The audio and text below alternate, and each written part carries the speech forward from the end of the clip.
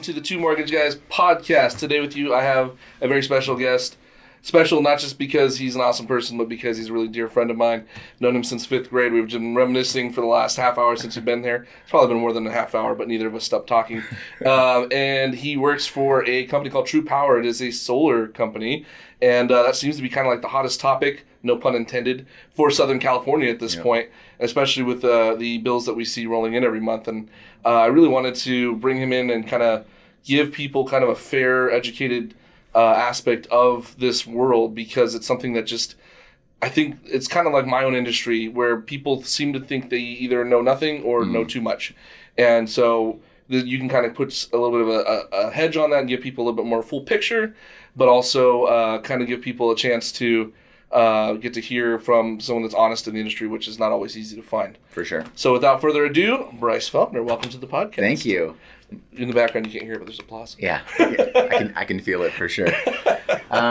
No, it's awesome to be here. You know, I mean, it was just great being able to kind of connect again and come back and just sort of, get an opportunity to hopefully, maybe break down some misconceptions that people may have about solar, or really even just give people kind of an avenue and a place where they can, reach out in the future where they may, just not know enough, or like you said, may think that they know things that they don't, and just have, like I said, it's somebody that can do that. So I'm excited to be here. So. Cool, man. Well, let's take it back to the beginning and throw it back a little bit. And the reason I like doing this is because I think it's really fun. I think it's always easier to do business with somebody that you kind of know, right? And when people look at you, they would probably never guess that you have like the most interesting man in the world story. And I'm still going to say that to you and embarrass you with that. But I mean, so you started out living, like born, raised in Peru. Yep. And then you came to America, right? For a little bit. Short furlough. Mm-hmm. Yeah. And I say furlough because you did missions with your parents. Yeah. And then you made your way out to Kenya for most of your life. Mm-hmm. So it was about equal. I was born in Peru. We were there for about 10 years, and then came back to the States kind of intermittent off and on. My parents are, like I said, been missionaries since before I was born, and are actually retiring this year, which is pretty cool. Right. So yeah, they've been doing that. And then when I was about 10, is when I came back and when I met you for the first time, right, in the 5th grade. And then was that yeah, right? Yeah, that's right. Yeah, and then that's when we went out to Kenya, and I was there until I graduated high school, at 18, with, again, a small furlough in between 8th grade when we got to spend more time together. So, so that was kind of my upbringing, overseas. So. Yeah, it's crazy how time flies. And I mean, we were reminiscing about stories that seemed like yesterday, but I remember you were like my first contact to the outside world. Mm-hmm. Like, I mean, and that's funny coming from a kid who had like immigrant parents, but that seemed like ancient history to me. And then you came in, you're like, yeah, so I used to deal with like ants that could bite you and put you in the hospital. And I forgot about that. Yeah, you talk about like snakes that would swallow like cattle, and I'm like, I got a dog. So it was cool, man, getting to connect that way. We always tried to make our stories a little bit more interesting. I think when we came back to the States, just to make sure that, you always want to, if you're going to be the weird kid, you may as well be interesting. You know what I'm saying? So I'd say that's where I always failed. I was always the weird kid, but I couldn't find any interest. No, I love it. But no, and honestly, and so again, why the reason I connect stuff like that together is it's good for people to kind of be able to connect with somebody and understand, like, hey, like I've kind of run a lot. Like I've seen a lot of stuff in the world. I've been here. I know what I'm grateful for. I know what I have. And then to come and have been in those nations, but then start your own company and get on the ground running, which puts a lot of appreciation, especially to a lot of the audience that we get here, because we get a lot of small business owners, people that are supporting those types of businesses. And for people like that to see, man, this guy like made it happen. Yeah. And that's kind of the dream that I'm looking for, and to realize and actualize is really, a testament to your work ethic. Yeah, I mean, well, I would say, work ethic, is definitely one part of it. A lot of it is just, like providence, you know what I mean? Mm-hmm. Because like growing up overseas, I would say I have a very broad perspective on the world, and that's been a real big blessing throughout my life, is just being able to see and understand people from their own context without really coming at it from too much of a biased perspective, because I've just seen so many people, and I will often tell people, I think everyone should have an international experience, like a real international experience before they're like 18. Sure. Not because, they get to go on a trip or whatever, but because you need to see that there are other people in the world that do things a different way and that it's okay. It's not wrong. Sure. It's just different. And so coming with that perspective, I came back to the States, for college. and got a degree in what I thought I was going to do, which was, family and human services and psychology. Yeah. So I was on track to do counseling and social work and things like that. And so, as you kind of alluded to a little bit, like my background doesn't come from sales. It doesn't come from solar. It really, it came from, helping professions. And it came from I worked with adults with mental disabilities for, 6-7 years in Texas before my wife and I moved out here. And that was just us, that was where I learned to communicate. That's where I learned to deal with complicated situations, but having to relay information in a very simple way. And all of that really began kind of my journey towards where I would end up being when we moved out here, was that I sort of just fell into this profession at all and just happened to sort of be good at it. And as you mentioned, work ethic, I've always applied myself fully at whatever I've done. And so, it just happened to be this because I needed a job, I needed money at the time, and it ended up becoming a real passion and a real platform that I was able to create for myself, people around me, and for the people that we've been able to hire and develop, over the years. So it's been a really cool journey for sure. So. Yeah, and that's something. The journey is really where it's at. I mean, I talk to people about this all the time. I say I think the reason that a lot of people fail in industries is they're too focused on a destination. And the reality is you're never going to arrive at a destination. It's always journey. Yeah. And there are landmarks that you hit. And that's kind of what you kind of figured out with your life. And we've always kind of had similar journeys in that sense. But you hit this path and the next path, and it was never like, oh, I failed. It's like, oh, here's a building block for wherever I'm going next. Yeah. And so that personalization, that communication that you got, that's huge, because when you're dealing with solar and I have no idea anything about solar, right? Yeah. And so when we joked about this when I first entered the industry. I said, hey, tell me about what you do, because I don't get it and I have to deal with it all the time. Yeah. You know what I mean? And I knew, not just because you were my friend, but because of how you communicate, I was going to leave feeling like, okay, I have a security blanket of knowledge that I feel better about, that I can communicate to clients. Yeah. No, I think at the end of the day, knowledge is the silver bullet. Right? Because you can't make good decisions based on anything like that. And you alluded to something earlier that I thought was really profound, is that a lot of people go into business or whatever and they expect things to just kind of go one way, and you either have one of two problems. Either A, you have only one possible option or outcome, and it just becomes so singular focused that you lose out on so much more. Or a lot of people that don't even truly have goals in their business. They don't have an ability to create small landmark goals for what is going to be success, what is going to be moving the needle forward or helping me win in the area of life that I'm trying to. Yeah. So I think that you can definitely lose out either way, as a business owner, for sure. Yeah, and we'll use that to kind of circle into a point that I wanted to join in with, is how you got into True Power, because the whole journey from starting solar to where you are now is a perfect testament to what you just said. It's like, hey, so we had a vision to get into this because I wanted to do solar. I got into sales. It fit my personality, and then it turned into a passion. And then what do I do with the passion? So give people a little bit of your story, how you went from where you went. Yeah. So in early 2015, my wife and I moved out from Texas. And my wife is an actress, and that's kind of what brought us out here. I had been accepted to Fuller Theological Seminary to get a marriage and family therapy degree. So again, that was my trajectory. But I got out here, and the first thing I realized is that we needed to be able to pay our bills, right? LA is expensive. And so I just immediately kind of started doing what anybody does, which is just apply for any job that would take me. So I went on Craigslist, and anything that was there, I just started applying to. And the first company that really responded very quickly.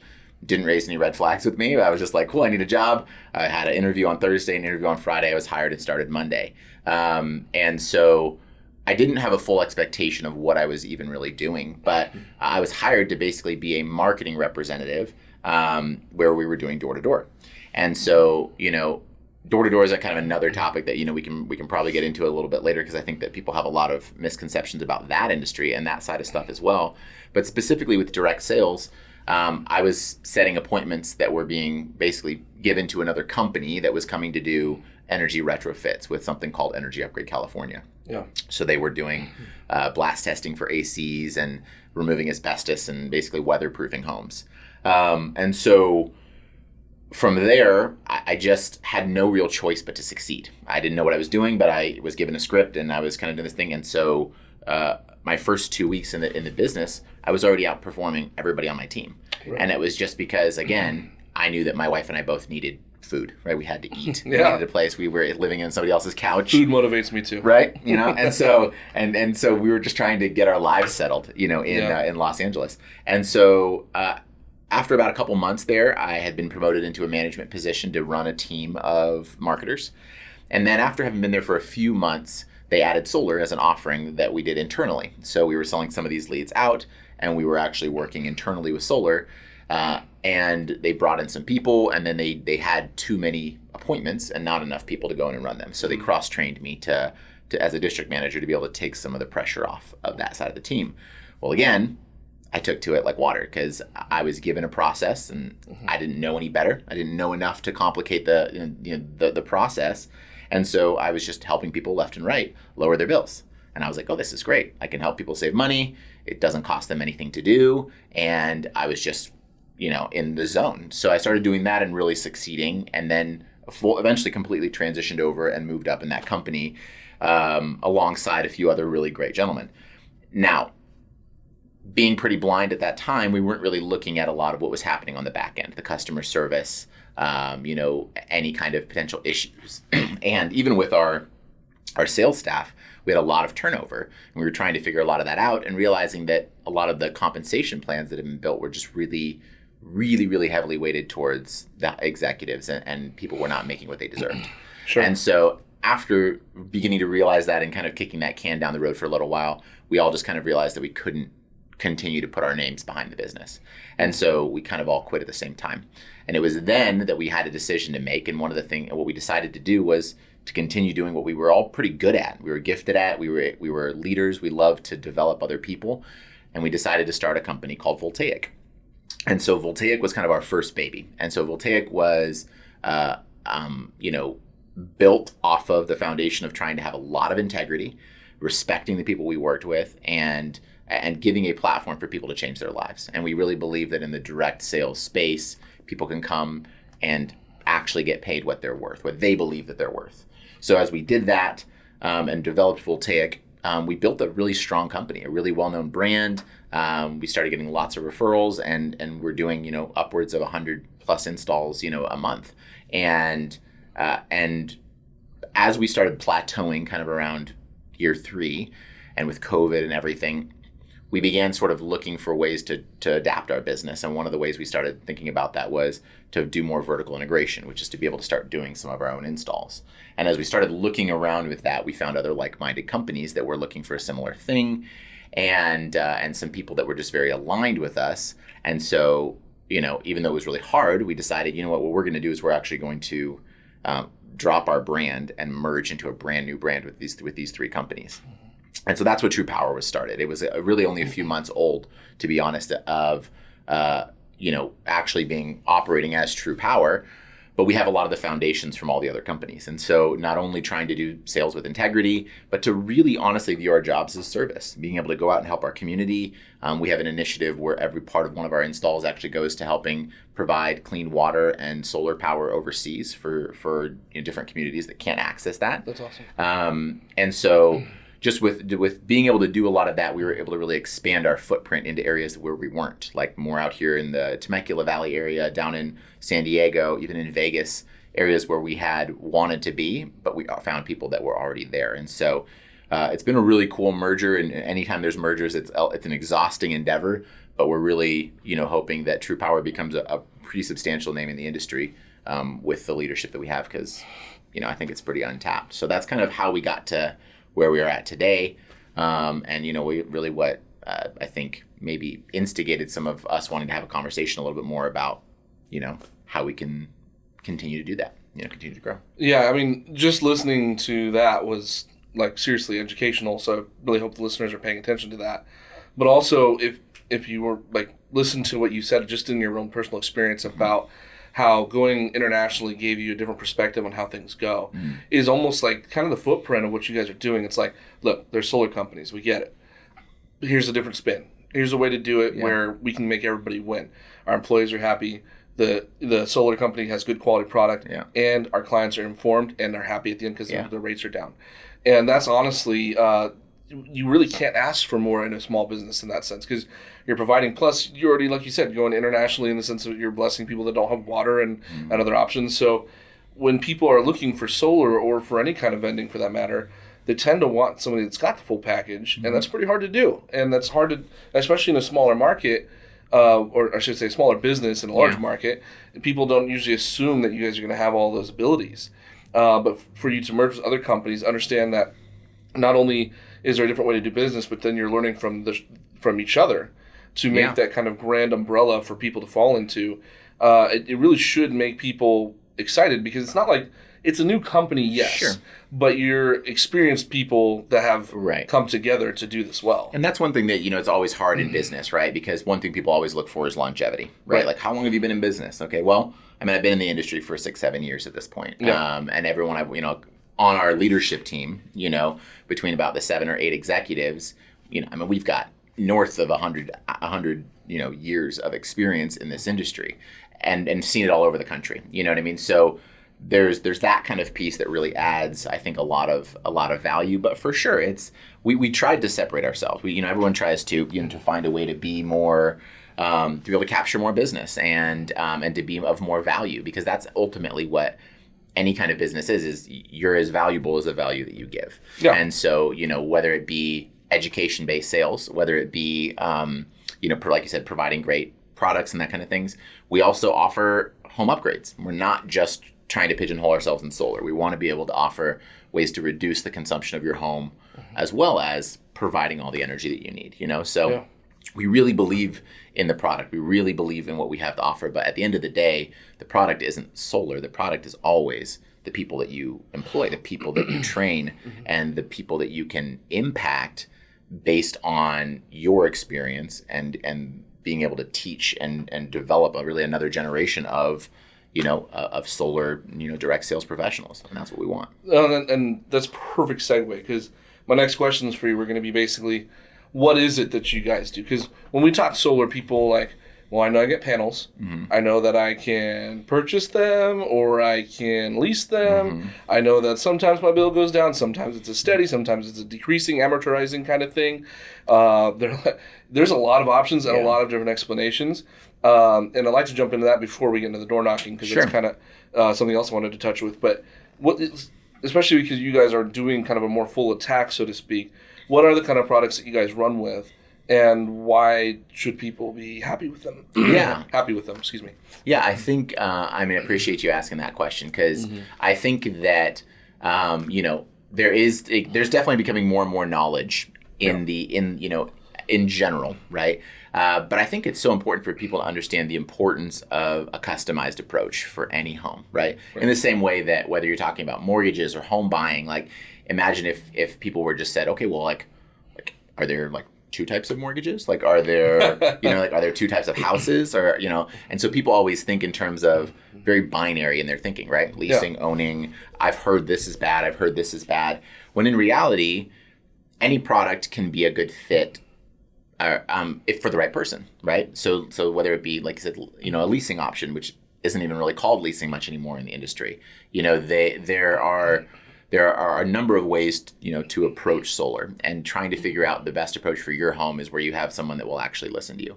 And one thing that I preach a lot to our sales team is, the best listeners are at the end of the day the best salesperson. That is what you are trying to accomplish, is not to push an ideal on someone, but to understand their situation and help guide them into it. So preach. So we do solar, right? It's kind of our primary offering. And in all of our markets, solar is really built to be a replacement bill.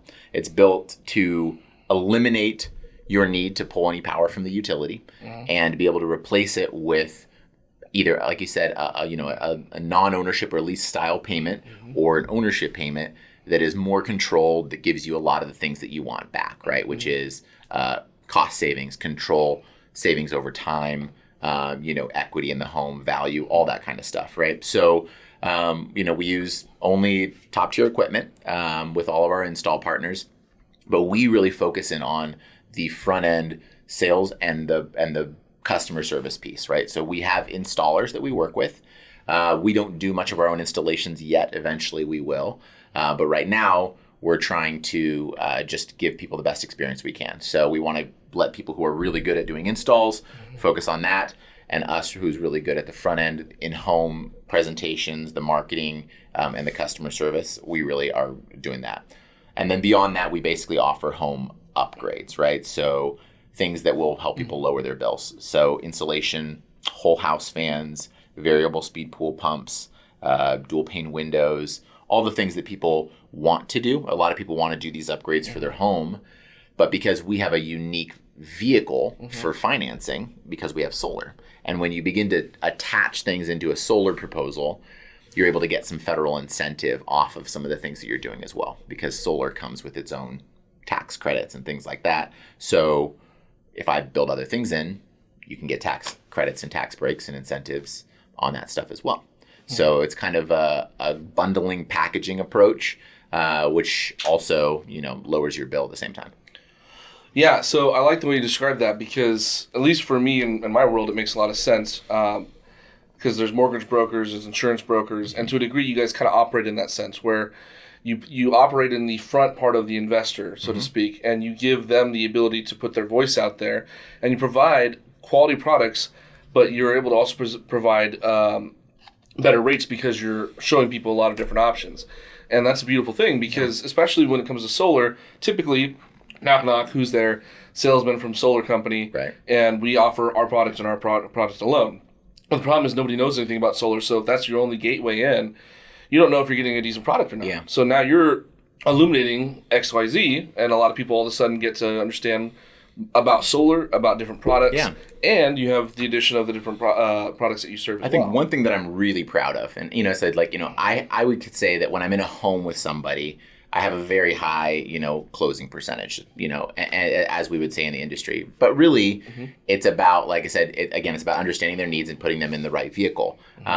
The reason for that is because at the end of the day, solar is pretty much a no-brainer. If you understand it, the math makes sense, right? The math is cheaper and ends up a lot of times actually potentially putting $100,000 to $200,000 of net profit in someone's retirement in their future because of what's happening with utilities, which I'd love to get into in a little bit too. But when you're in a home and you're providing that value to people, I have yet to, maybe one out of the tens of thousands of homes that I've been in where people don't leave understanding that going solar is a better solution than what they have now. Whether they do it with me or not, if I can walk out of a home knowing that somebody understands that the service and the company and the industry that we have is beneficial for them. If they're not quite ready yet or they have some other issues, great. That's going to happen. Not everybody is ready to buy, immediately. Right.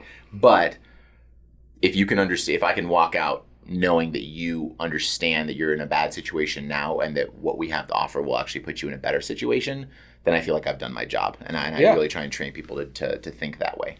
Well, yeah, and essentially what you've done is not only have you educated and illuminated to that person where the proper option is, but if they're not available, I mean, we deal with this all the time in the mortgage industry, right? Like, not everybody's ready to put 20% down or do whatever they need to with their credit. But you give them a roadmap. It's like, okay, that's our destination. Yeah. This is how we get to it. And, however many days, months, years down the road, we'll get to there. And we're going to be excited because we know now it's a good option for our future. Yeah. And that's a big deal. That's the way sales should be. It should be that, yes, the dollars and cents are important for people like you and I, because, yes, we know we make money. Yeah. But at the end of the day, really the true victory comes from if our clients actually feel like they were educated, properly treated, and then they get the final say on what they do or don't want.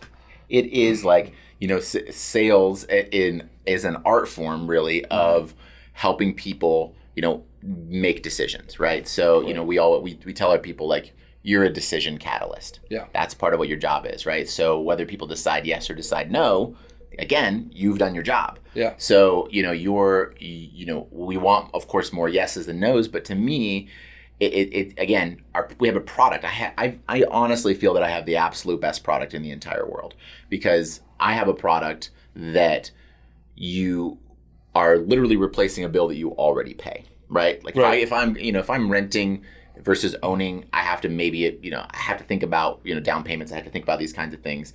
I can take a bill that I pay right now and I can immediately lower it. All right. And in immediately lowering it, I can also stop renting and I can start owning. Right. So I think if most people had the ease of going from renting a home to owning a home, where their actual payment would be less and they didn't have to put anything down and they didn't have to, they had to have like maybe a 650 credit score or whatever. Do you have any idea how many people would be flocking from renting to owning homes? There aren't hurdles in going from renting to owning your power, other than you have to qualify, right? And you have to find someone that you trust and be able to just get educated on it. But that's why I believe that 99% of people in California should go solar. Mm-hmm. The electric prices here are just way too high to not at least think about paying less for something that you're already paying for, or potentially shifting from renting to owning, which are both options. Well, and if you think about the environment of California, I mean, even beyond Southern, the environment, as it were, with the sun and the kind of what's the word I'm looking for? I'm not a meteorologist, but essentially the type of weather that we have is perfectly conducive for it. I mean, we got a lot of sun. You know what I mean? Like solar panels like solar. They like the sun, you know? And California is a great market for that. We have more sunny days every year than most places. Yeah. So that's why it's really popular here in Arizona and Nevada, But the other piece of the puzzle is really to do with the utilities, right? And so what people don't understand as much is that California is a regulated market, which means that in California, you have to have one provider. So whoever owns this area, if you live here in Temecula, you're going to pay Southern California Edison. Mm-hmm. I was just up in Fresno with our team for a while. Pacific Gas and Electric, right? You go down to San Diego, it's San Diego Gas and Electric. Every area that you're in has its own utility, but there's only one. Mm-hmm. And when there's only one of anything, what happens? Right? Prices skyrocket. You get mistreated because they don't care about you anymore. And so whenever there's a new law passed, whenever there's a new mandate, whether there's the Green New Deal, whether any of this stuff is coming through, all these taxes and burdens are put on the companies, and they're monopolies. So they just say, cool, I'm not going to pay that. You're going to pay that. Yep. And so the rates in California have gone up astronomical. Yeah, it's ridiculous. Literally this year it's supposed to go up 14.4% for Southern California Edison. They just passed a 9% increase 5 days ago. And then we see that same trajectory in all these places, right? So, and if I may interrupt real quick, that's on top of the fact that California is one of the highest tax states in general. Absolutely. That has nothing to even do with utility. Yeah. So you add that to your extra, daily bread, and this is partially why people are freaking out about whether or not it's a real thing. 100%, right? And so when you look at it from a very unbiased perspective, you can say, look, nothing else in our life goes up as fast as electricity. Nothing, right? We know gas prices have been shooting up, but that's still an inflation of about 5%, right? Mm-hmm. And that's on a bad year, right? Most things are 2%. We're seeing 14% increases. We're seeing 7 to 10% every single year. Crazy. And so if you understand that the bill you pay today is going to be double in 10 years, well, if I can give you a lower payment today, not only am I going to save you money today, but in 10 years, I'm saving you an extra $200, $300, $400 a month, for your family. And then over 25 or 30 years with solar, you can profit 150 grand. It's not far-fetched to see how that actually works and how the numbers play out. And so to give a little bit of perspective on it, the average customer in California, start with Southern California Edison primarily, are paying about 26 to 28 cents per kilowatt hour, okay, which is not a lot of energy. In Texas, my family's paying between 6 and 7. So we pay 4 to 5 times more for every unit of energy that we use in California, which is why everyone is trying to find ways to conserve, not turning on the air conditioning, not using their pools or their spas. And I see it every day of people who have adapted their lives to try and pay their bills. And what I can do is either lower your bills now, or I can also give you an opportunity to live the life that you actually want with your home and the way that you hoped your home would be. No one wants to have a pool that they can't swim in, Well, it's true. I mean, anytime you go in someone's, it doesn't matter who it is. Anytime you go into a house that has solar, because the air conditioning's running, and they're comfortable with it, and they look not stressed about the fact that it's on. And there's not that explanation halfway through the dinner that's like, sorry, we have to turn this We're going off. to turn we got to set it at 80 and then, but yeah, I mean, that was, homes were in California, especially the older homes like towards LA, were just not built for efficiency, right? Anything built before 1978 didn't even come with insulation in the walls, right? So, electricity was cheap. People were like, cool. Like if people need to run fans or air conditioner or whatever, it's fine. Nowadays, it's not fine. You know what I mean? And so we live in these homes and we're changing our lifestyle to try and be able to pay our bills. And that's not the dream. That's not the vision, right? Yeah. That's not what everybody wants. And so 100%. Trying to give people that platform and the opportunity to be able to live the way they want to is important to me, It's important to a lot of people. Yeah. And, before we wrap up here, I know you mentioned about door knockers, and I kind of wanted to jump into that because that's one of the other kind of negative connotations that surround your industry. And the reason I think it's a fun one is because I personally loathe door knockers. When they knock on my door and I know it's for sales, I'm like, I don't want to talk to you. Like, I'm home. I've been talking to people all day. And I get it because I'm sales, so I try not to be insensitive about it because there's plenty of people who don't want to talk to me or get a phone call from me. But, what's the skinny on door knocking and why is it something that we shouldn't hate? Yeah, I think that, there's obviously good and bad in all of this. Sure. You know what I mean? And so when you think about direct sales is something that a lot of us really wear with a badge of honor. It takes a lot to be able to go out and get rejected 100 times in a day. Yeah, you got your stripes. You know what I mean? So we build a very tough skin, right? So someone opens the door and says, hey, I'm not interested, and leaves.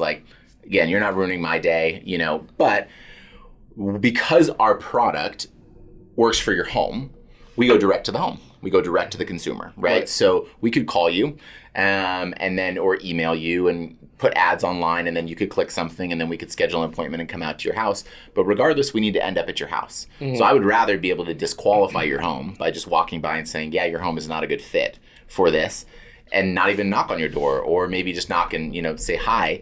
But, it's really it's community outreach at the end of the day is what it is, right? So direct sales is, a way for people to not have for a salesperson, not to have their income limited, right? Because if you want to go out and work, 7 days a week and you want to knock on 150 doors to have as many conversations as you can with people, you're going to earn more than everybody else in your company because you're willing to do things that other people are not willing to do. Yep. Right. And it's not like it's something that's everybody loves to do every day. It's not like I wake up every day and I'm like, man, I can't wait to knock on a door. But I do love people. And I know that a lot of the people that I speak to every single day will not get this information any other way. Yeah. They're not actively researching these things.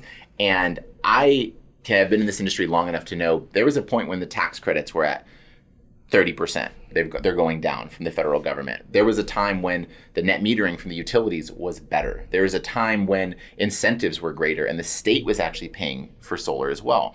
And every time a change has been made, it's been made in the negative towards homeowners. So had all of these people chosen to do solar 6, 7, 8 years ago, they would be saving a lot more money than the people who are doing it today. Yep. That's just fact.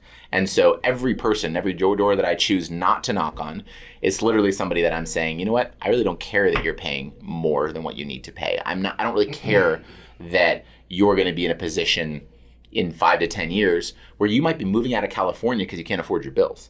And that for the first time in history, this last year, more people moved out of California than in. And that was simply because of cost of living increases. Yeah. With homes. But at the same time, anyone that owns a home, their mortgage is typically fixed, right? They can, evaluate or whatever, but it's not like that's not the bill that's changing.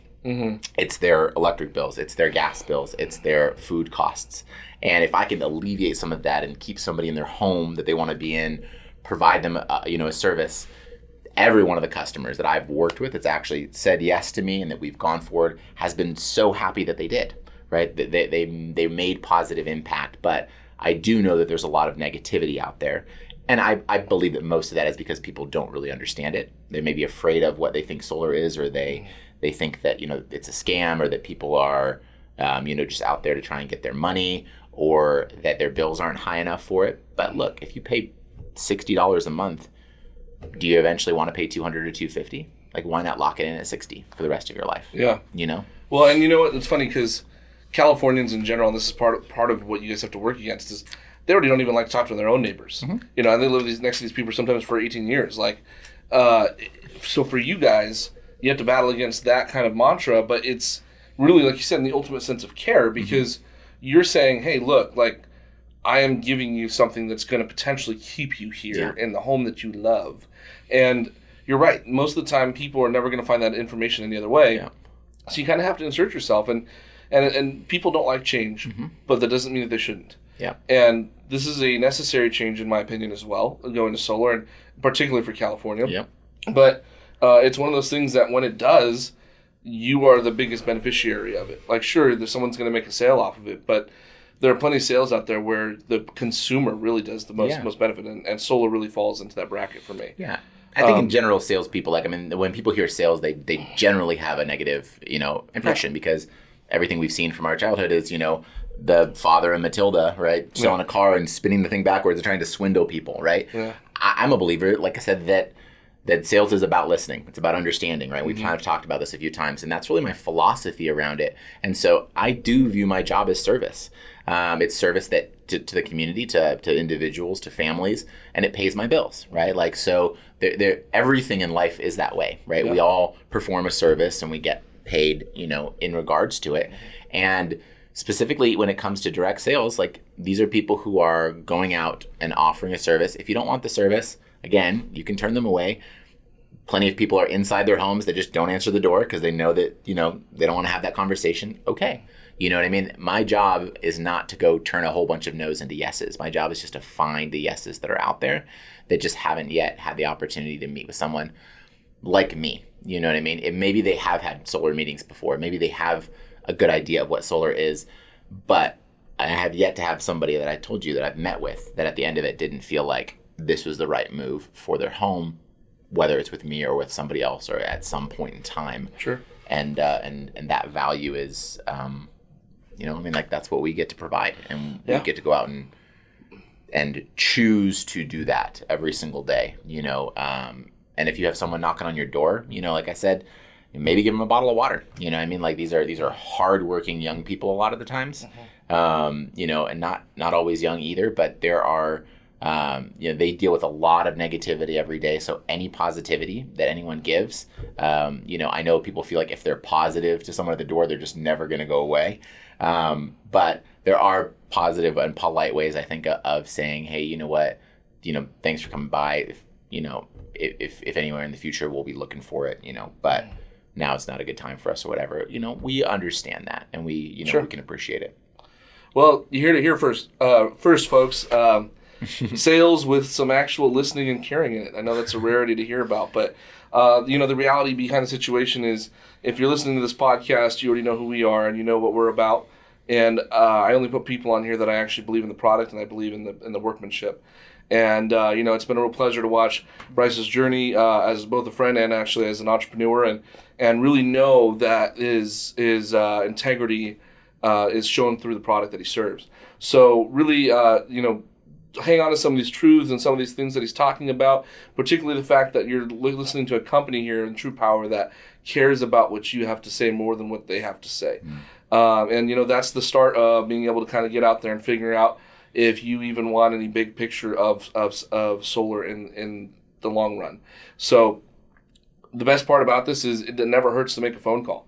5 minutes later, you have your answer if you even want to go further down the road. So we can't thank Bryce enough for being here and representing True Power. Thank you. Giving us a nice also kind of anecdote on sales and how to take care of people. It's not something that we hear a whole lot of nowadays. And I appreciate it too, because in my job we have to do a lot of sales and stuff, and for someone else to say what I would like to say is a nice thing for me to be able to hear.